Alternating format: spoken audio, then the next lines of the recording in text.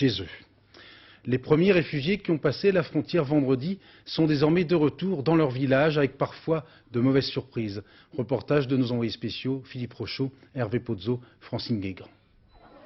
Pascal et sa femme font partie des quelques 400 000 réfugiés Hutus déjà revenus au Rwanda.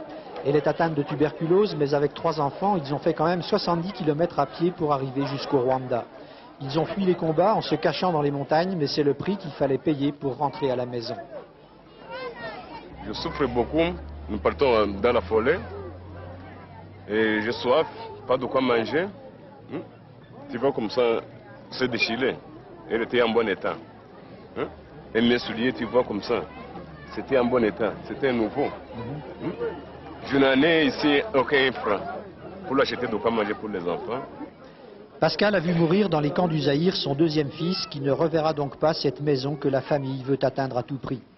Mais ils arrivent enfin dans leur région de Kabaya qui vit des plantations de thé.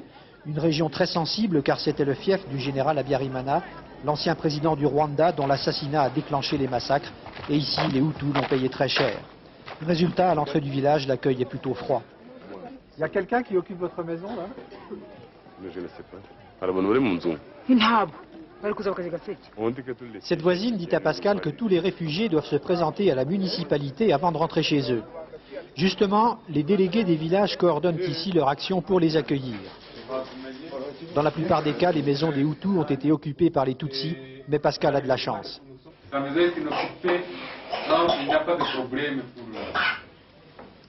Pascal est autorisé à nous montrer sa maison, mais pas à l'habiter pour le moment, avant que son cas n'ait été débattu par le conseil municipal.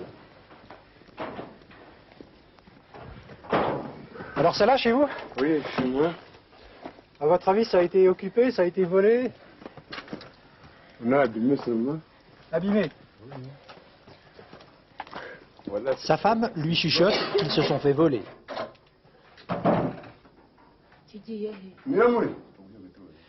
Pour quelques jours, Pascal et sa famille vont devoir vivre encore comme des réfugiés. Ils devront aussi subir des cours de civisme afin que Hutus et Tutsis puissent de nouveau cohabiter et qu'on ne parle plus de massacre.